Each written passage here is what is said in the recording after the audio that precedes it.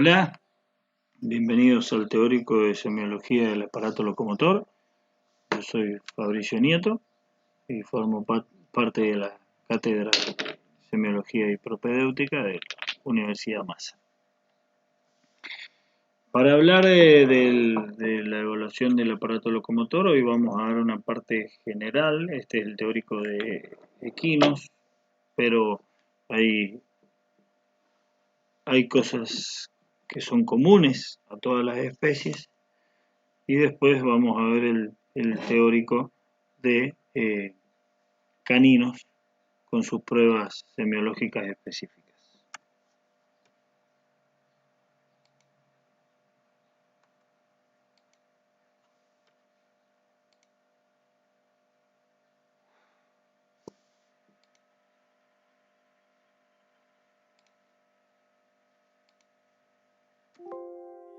Hola, bienvenidos al teórico de semiología del aparato locomotor.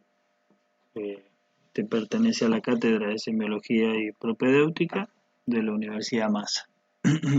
Yo soy Fabricio Nieto y formo parte de la cátedra. Para estudiar la semiología del aparato locomotor, vamos a ver, este es el teórico de equinos, pero vamos a ver una parte que es común a todas las especies, y luego lo específico del equino, y seguiremos con el teórico de caninos y sus pruebas especiales. Entonces hay que tener en cuenta que el aparato locomotor está formado por huesos, músculos, tendones, articulaciones y ligamentos, los cuales están diseñados para una función y adaptados a ella, y en el caso del ejercicio también desarrollan una adaptación al ejercicio. Además de huesos, músculos, tendones, articulaciones y ligamentos, tenemos estructuras vasculares y estructuras nerviosas. Todas ellas, estando sanas, mantienen un equilibrio, y cuando alguna de ellas o varias de ellas se ven afectadas, se altera este equilibrio, lo cual desencadena en claudicaciones. Esa es una palabra importante en este estudio, que bueno, ya la van conociendo, y más adelante vamos a hablar de las claudicaciones específicamente, cuál es su definición y las clasificaciones. Entonces, para evaluar el aparato locomotor, tenemos las claves que hay que seguir. Una de ellas es determinar si el paciente claudica o no claudica. Luego, determinar cuál es el miembro o los miembros que claudican. Determinar el locus dolenti, o sea, el lugar que está doliendo y generando los problemas. Y determinar el tipo de lesión. Entonces, para esto es importante llevar un orden adecuado, porque si nosotros llevamos el orden adecuado vamos a hacer un diagnóstico correcto, sobre todo en menos tiempo, lo cual significa que no se agrave tanto la situación de nuestro paciente, como también que se logre rápido instaurar un correcto tratamiento, un tratamiento eficaz, y por supuesto una recuperación mejor y más rápida. Entonces tenemos la reseña, la anamnesis, la exploración clínica, con la inspección estática y la inspección dinámica. Luego la palpación, los movimientos articulares pasivos y la percusión en algunas partes del aparato locomotor. Las pruebas de flexión forzada, justamente.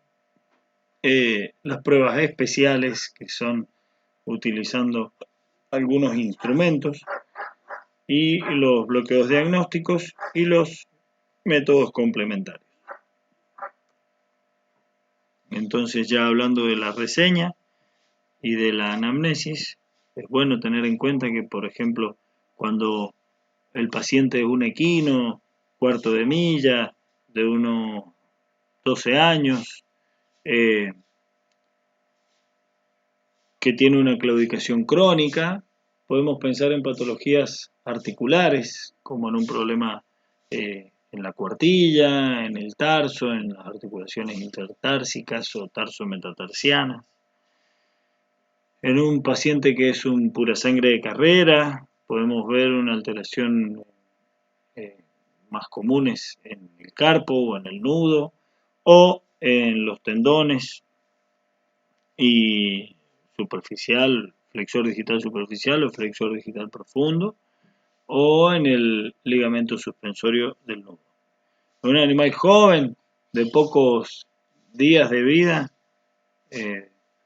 podemos encontrar polidactilias, miembros valgus, artrogrifosis. En un animal que está en crecimiento podemos encontrar osteocondrosis o fisitis. Y ya viendo más en el modo de presentación, puede ser si tenemos una patología que apareció de forma súbita, aguda, o si ha aparecido gradualmente, nos hace pensar en diversas estructuras afectadas, diversas patologías con distintos comportamientos. Por ejemplo, una claudicación de grado 4/5 o 5/5, que es un animal que evita el apoyo sobre el miembro afectado, nos ayuda a enfocarnos en una patología como una fractura. El tiempo de evolución, si apareció en el último tiempo o si es algo de tipo crónico de muchos meses, por dar un ejemplo. El último errado es importante porque en el caso del último errado vamos a tener en cuenta que si fue errado hace poco tiempo el paciente, puede haber un clavo que entró muy cerca de la zona sensible, o puede haber un despalme excesivo con dolor en la suela, o si hace mucho no se erra, el animal puede estar teniendo los cascos demasiado largos y eso altera la biomecánica de la locomoción, entonces puede haber dolores de estructuras tendinosas o ligamentosas.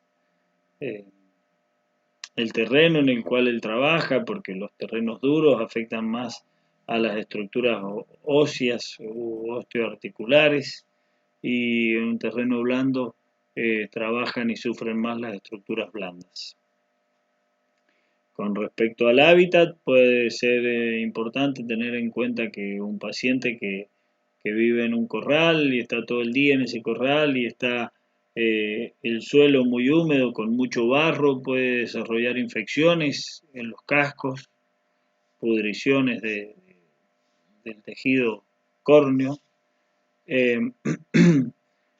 Y un animal que vive a campo con otros de su misma especie en un espacio grande y de repente aparece con una claudicación aguda, sin apoyo, podemos pensar que fue pateado por otro y esto está provocando una fractura o alguna patología muy dolorosa. Entonces, ya pasando a la inspección estática, vamos a tener en cuenta los aplomos y la conformación de los miembros, las posturas antiálgicas que se desarrollan, las diversas regiones a observar, el descanso de los miembros y la dificultad funcional que se puede desarrollar como consecuencia de algunas patologías específicas. Entonces, con respecto al descanso de miembros, lo que hace referencia es que como el caballo posee un aparato de sustentación pasiva que está formado por músculos, tendones, ligamentos y estructuras óseas que permiten que ellos descansen parados sin tener que acostarse, sin tener que dormir acostados. Ellos pueden descansar y dormir parados en estación. Entonces, cuando hay un miembro afectado, este descanso es mayor, o sea, el cambio de miembros es más seguido, más continuo, más cíclico, o sea, se aumenta el tiempo que ellos están cambiando de miembros, porque cuando un miembro está apoyado, soportando el peso, el contralateral descansa, y si hay uno que está doliendo puede alterarse y estar constantemente cambiando de miembro en descanso. Entonces, con respecto a la conformación, lo que se hace a los aplomos y la conformación, lo que se hace es observar los miembros, largando una plomada, que es justamente una piola o una tanza con un contrapeso, que al soltarlo desde la región proximal del miembro nos va a generar una línea recta, que sería esta línea roja punteada, y nosotros vamos a ver si es armónica la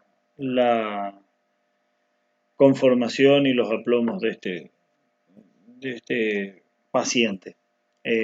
Obviamente es una línea imaginaria, nada más que la palabra aplomos proviene de plomada, que fue lo que les mencioné, y hay distintas conformaciones. Este sería un aplomo ideal, y después tenemos los aplomos remetidos, plantados, corvo tras corvo, en referencia a cómo el miembro cae sobre el suelo con respecto a la línea de aplomo. En el miembro posterior es lo mismo, y a tener en cuenta lo que sucede cuando hay malos aplomos es que se producen sobrecargas articulares, tendinosas, ligamentosas. En este caso, por ejemplo, la parte que sufre es la cara interna de la articulación, porque todo el peso comprime las estructuras de la cara interna, y en la cara externa se distienden las estructuras blandas. Este es otro ejemplo de un aplomo de frente, donde el miembro debe ser cortado en dos, y estas son deformaciones flexurales o una cuartilla demasiado parada. Por ahí esto tiene relación con contracciones de estructuras blandas, sobre todo de los tendones flexores.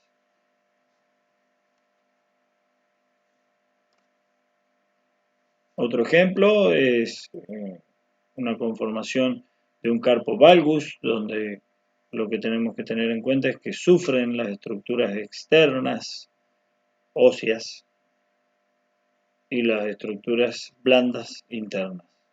Y en un carpo varus, que es el carpo que se dirige hacia afuera de la línea de plomo, todo lo contrario, la parte ósea que más sufre es la parte interna. Estos son otros ejemplos para ver en la inspección.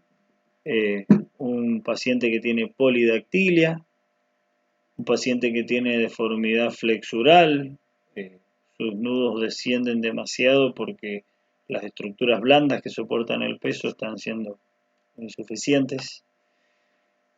Y un paciente que tiene artrosis de las articulaciones metacarpofalangianas con deformación y obviamente dolor y claudicación.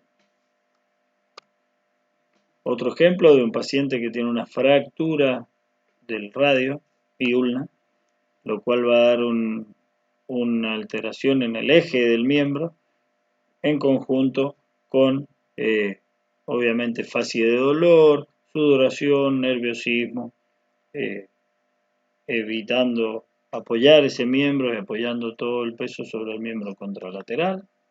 Acá tenemos un ejemplo de un paciente que tiene efusión de la articulación femorotibio-rotuliana o de la babilla y del tarso o garrón.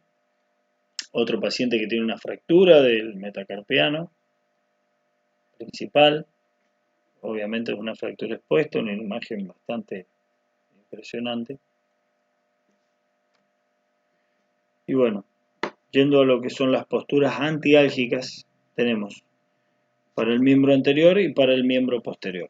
Las del miembro anterior son varias. Una de ellas puede ser un miembro sin apoyar, lo cual nos hace referencia a algún problema muy doloroso en el cual se puede sospechar de fracturas o de traumas con mucha afección de tejidos.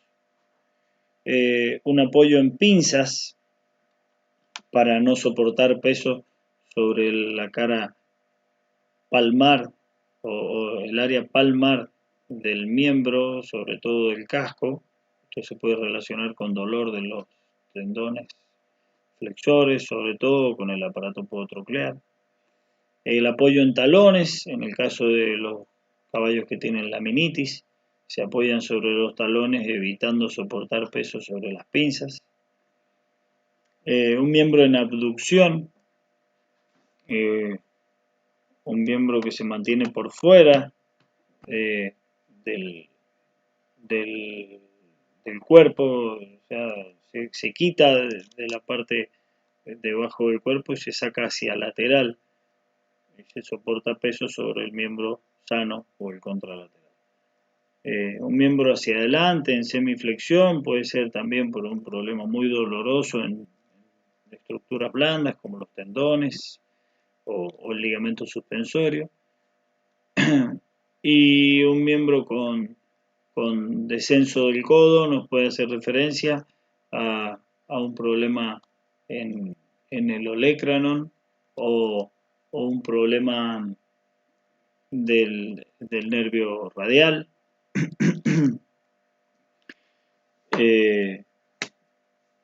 Y bueno, las imágenes están graficados cada uno de ellos.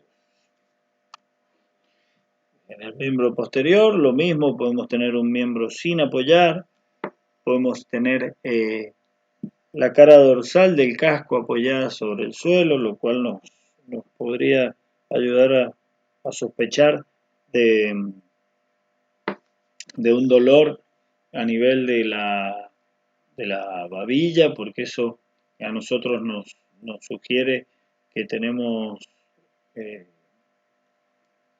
un mejor descanso, un menor soporte de peso sobre esa articulación, pero también puede ser relacionado con déficit en la extensión del nudo por problemas neurológicos o por problemas de los tendones extensores. El apoyo en pinza es otra postura. Y, por ejemplo, en una neuropatía del nervio femoral se produce una atrofia del cuádriceps y la babilla es incapaz de mantenerse extendida. Entonces, cuando se apoya el miembro enfermo, se flexiona prácticamente el nervio bajando la pelvis, el miembro se flexiona, descendiendo la pelvis y con imposibilidad de soportar peso sobre este miembro. Una neuropatía del nervio ciático nos va a dar un déficit extensor, sobre todo del dedo. Un miembro por delante del otro con semiflexión del tarso y apoyo en pinzas puede hacernos pensar en una artropatía muy dolorosa del tarso. y un miembro extendido hacia caudal, completamente extendidas todas sus articulaciones y hacia caudal, sin posibilidad de flexionarla, babilla principalmente y el resto de las articulaciones para dar el paso hacia adelante, nos puede sugerir una fijación dorsal de la patela, la cual puede ser intermitente o permanente. Este es un ejemplo, un paciente que tiene un miembro por delante del contralateral, y estos son esquemas donde podemos ver una parálisis del nervio radial, donde no se produce la extensión del dedo. Esta es una parálisis distal a las ramas tricipitales. Cuando la parálisis afecta a las ramas tricipitales, el codo desciende y se flexionan las articulaciones restantes. En una parálisis del nervio ciático, lo que vamos a ver es un déficit en la extensión de la pata.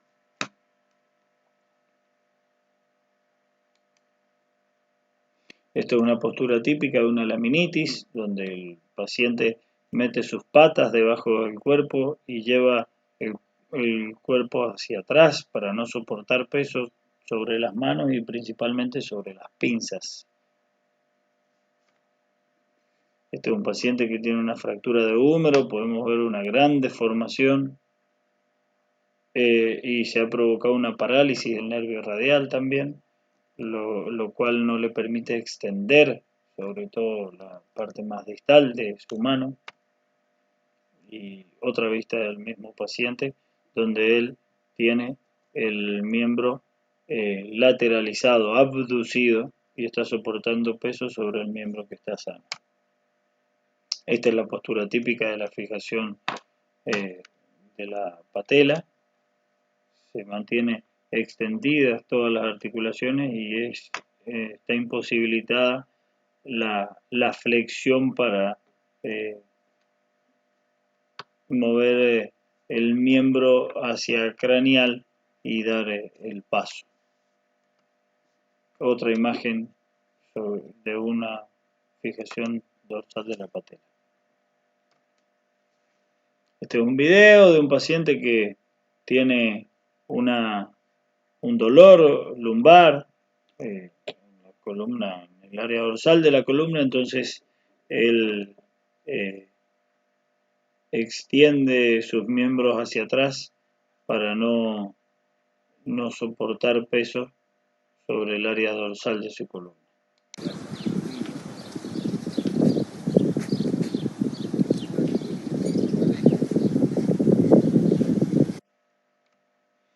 Entonces, ya hablando de la inspección por regiones, tenemos la región articular, los grupos musculares y la región tendinoso-ligamentosa.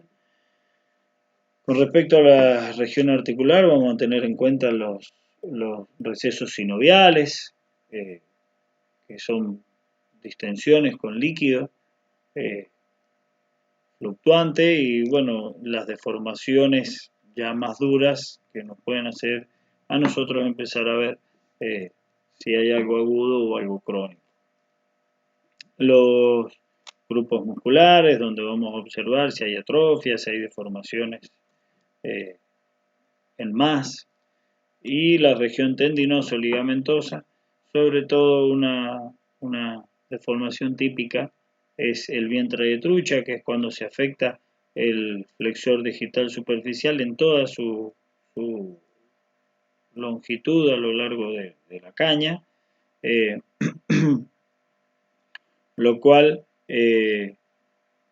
va a dar una deformación típica hacia caudal del metacarpo. Entonces, bueno, siempre comparar un miembro con el contralateral y evaluar si hay soluciones de continuidad, la integridad de todas las estructuras.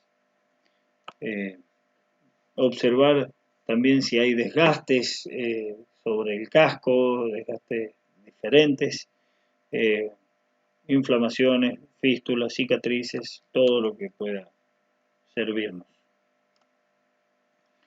Entonces, acá tenemos un animal que además de una cicatriz y algo muy visible, también va a presentar una claudicación mecánica, porque hay una cicatriz que le impide la flexión correcta de sus articulaciones. Acá tenemos un paciente que se le ha aplicado un tratamiento que ya no se recomienda, que es algo antiguo y muy cruento, que es las puntas de fuego. Entonces nosotros podemos ver que ha quedado la cicatriz de ese tratamiento aplicado alguna vez. Ya pasando a la inspección dinámica, esta consiste en ver al paciente desplazarse. Para eso es importante tener en cuenta las fases del paso. El paso tiene dos fases que son la de apoyo y la de elevación o suspensión. Durante la fase de apoyo se divide en tres, que es la recepción del miembro, la mitad del apoyo y la propulsión, y la elevación o suspensión consta de la protracción, la mitad del vuelo y la retracción del miembro para avanzar y llegar otra vez a la recepción. Es importante conocer los andares, marchas o cadencias normales de un caballo. Esto hay algunas que son naturales y otras que son adquiridas. Tenemos el paso o tranco, el trote y el galope. El paso es una marcha lenta, simétrica y en 4 tiempos, y los miembros se suceden en diagonal. En el paso siempre hay 3 miembros apoyados en el piso.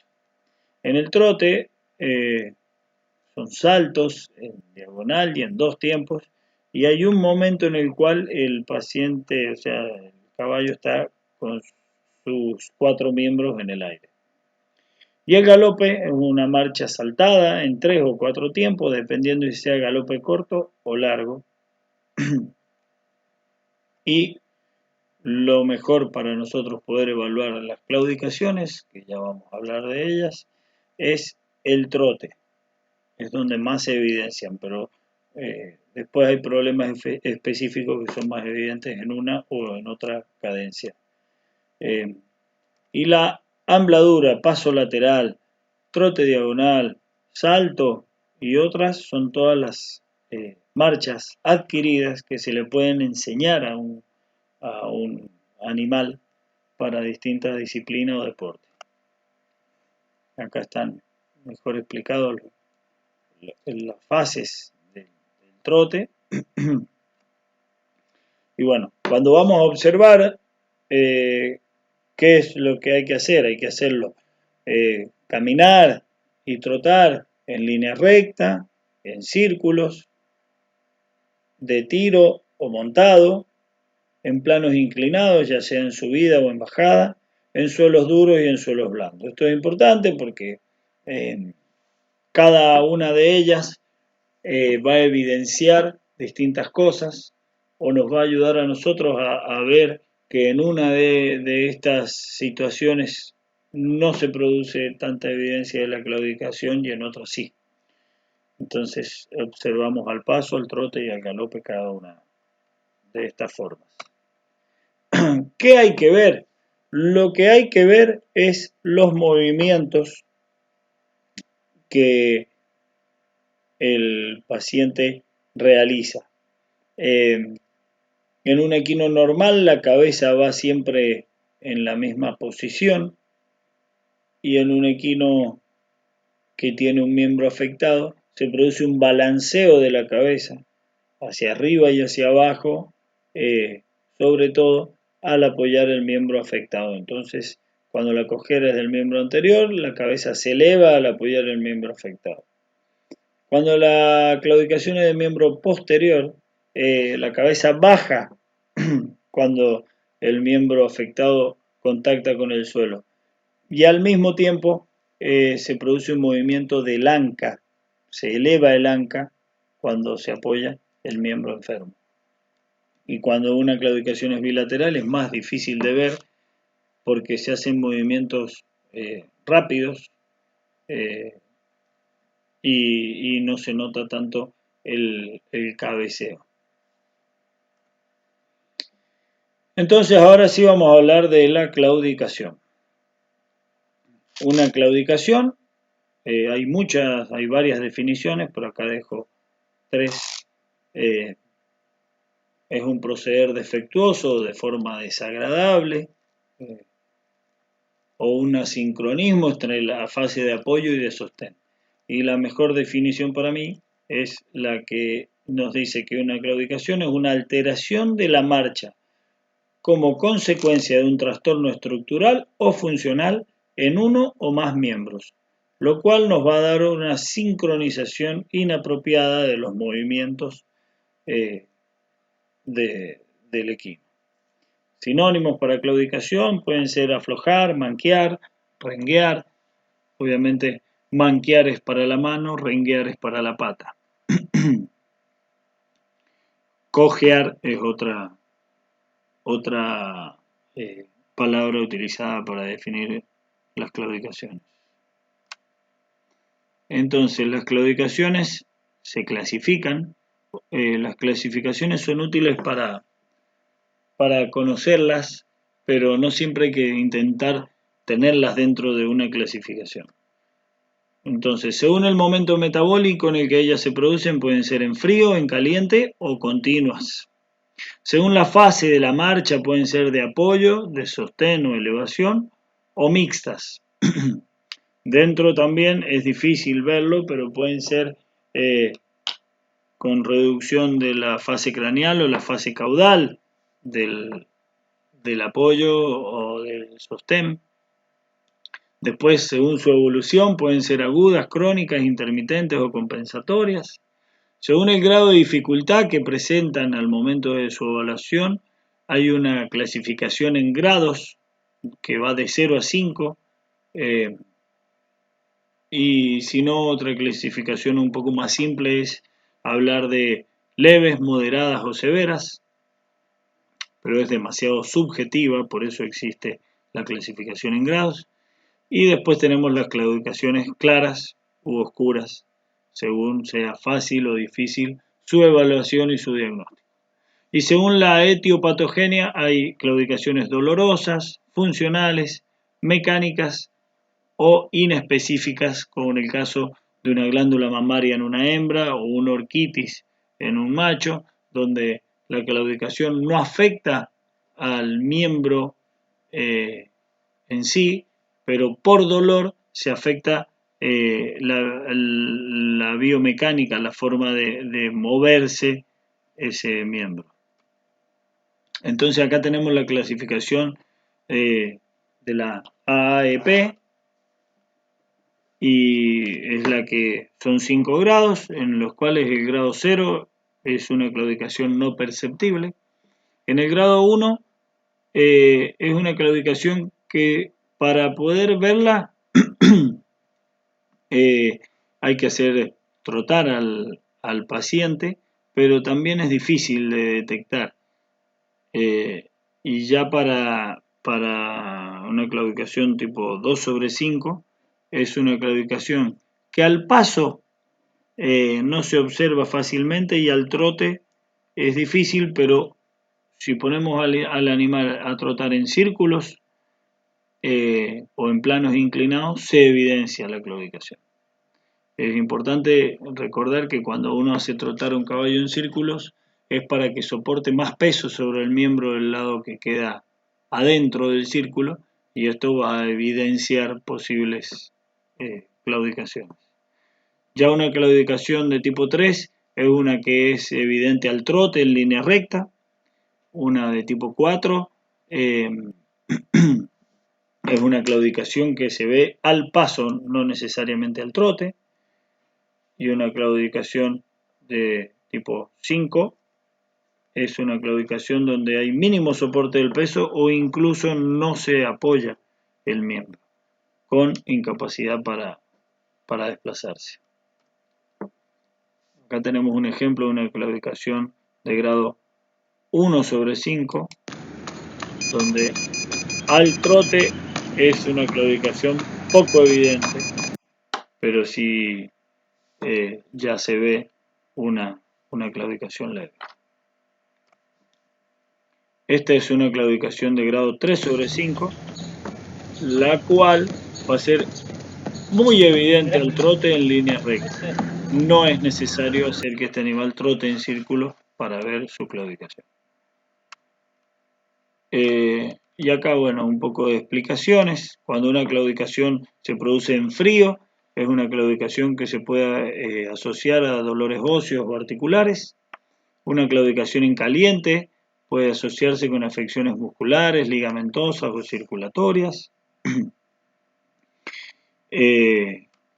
Una claudicación en piso duro nos va a ayudar a pensar en problemas también de estructuras duras, como hueso, cartílago o cascos, y en piso blando sabemos que se ponen en tensión los tendones y los ligamentos y las estructuras blandas del miembro.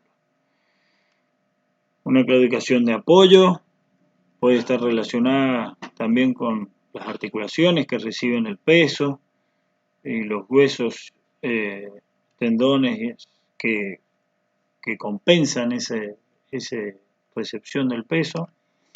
Y de sostén generalmente son las estructuras que extienden el miembro, que ayudan a avanzar el miembro.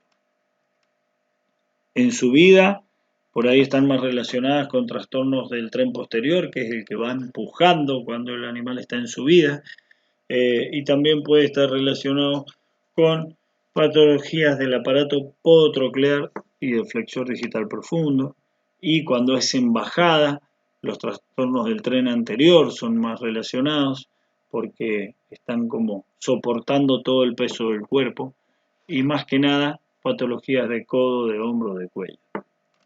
Estas clasificaciones es importante que no tratemos de encasillar todo así, pero sí es útil conocerlas y saber que están.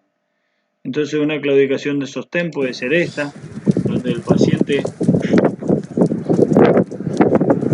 no evidencia tanto dolor, aunque probablemente tenga, pero lo que él no puede hacer es extender su miembro hacia craneal, no puede llevar el miembro hacia craneal para dar el paso. Por eso tiene que moverse dando saltitos con el otro miembro para ganar el espacio que no puede ganar. Después tenemos una claudicación de apoyo, en la cual al recibir todo el peso del cuerpo sobre el miembro enfermo, se eleva la cabeza.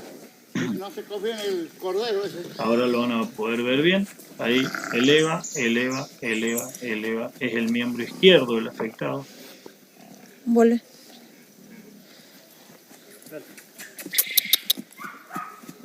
Ahí van a ver. Se levanta la cabeza, se hace un movimiento con la cabeza cuando el animal apoya el miembro izquierdo. No se confía en el cordero que le va a pegar.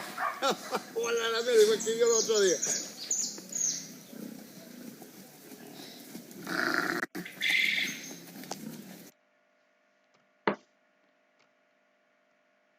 Y por último, claudicaciones claras u oscuras. Las claras son las claudicaciones que son muy evidentes, por ahí relacionadas a lesiones agudas, y las oscuras están más relacionadas a lesiones crónicas intermitentes.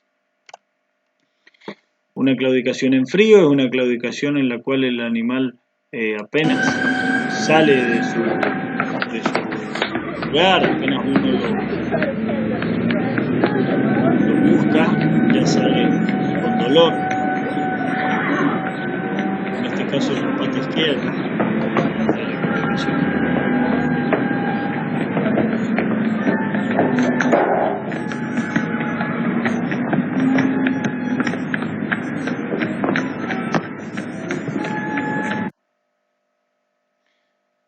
Y por ahí puede pasar que la claudicación, después de un tiempo de movimiento, sea menor. Hay claudicaciones típicas como el arpeo. El arpeo es una claudicación en la cual se produce una hiperflexión del tarso.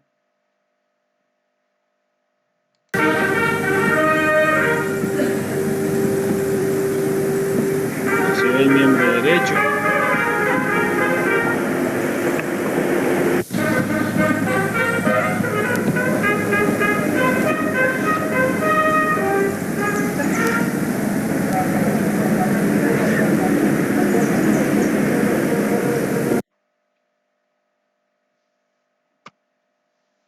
Acá tenemos otro ejemplo de un miembro, un caballo que tiene un arpeo.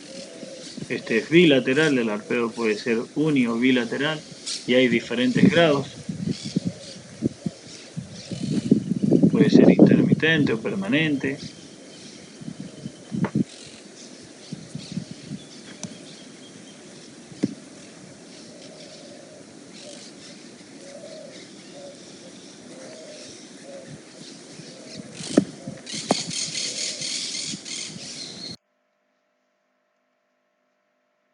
Esta es la claudicación asociada a la laminitis, donde el caballo mete sus patas debajo del cuerpo para evitar soportar peso en las manos y produce, se observan la cabeza y el cuello, se eleva cada vez que apoya una u otra mano. Generalmente hay una que duele más que la otra y es donde se produce más evidente el movimiento de la cabeza. Ahí se ve que la mano izquierda es la que hace pasos más cortitos y al apoyar eleva el cuello y la cabeza.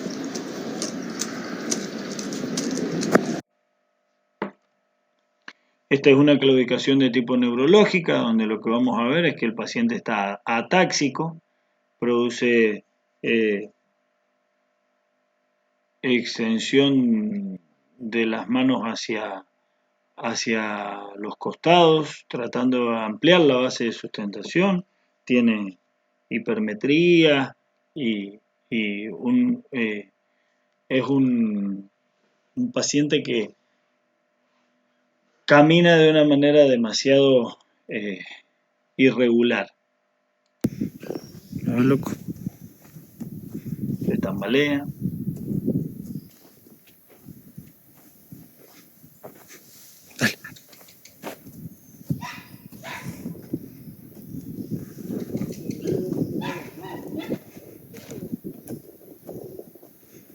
Ahora caminamos por acá. Sí, pero va a comer si vive hambriento.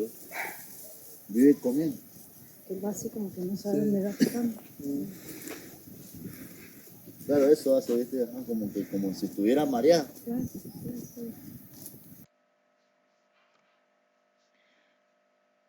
Otra claudicación típica es la de la miopatía fibrótica del semitendinoso,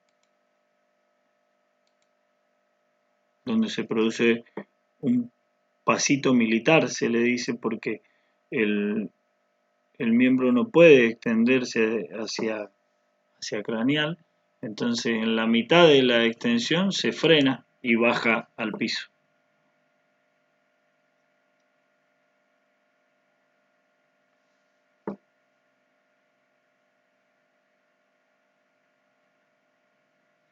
Y ya pasamos a lo que es la palpación y la percusión en el caso de los cascos. La palpación es una palpación directa superficial a través del tacto. Podemos detectar edema, inflamación, tumefacción, cicatrices, callos, heridas, la consistencia si hay inflamación. Detectar el pulso es muy importante, sobre todo en las laminitis o en una claudicación donde vemos que el casco es el que está afectado. Y el calor, si está frío, si está caliente, si está aumentada su temperatura. Y la palpación ya directa, profunda, es a punta de dedos, produciendo pellizcamiento o comprimiendo entre ambos dedos la estructura que queremos evaluar. Lo mismo, vamos a detectar dolor, consistencia, vamos a ver si hay crepitaciones en el caso de fracturas. Y la palpación indirecta se hace a través de la pinza de tentar o el martillo percutor.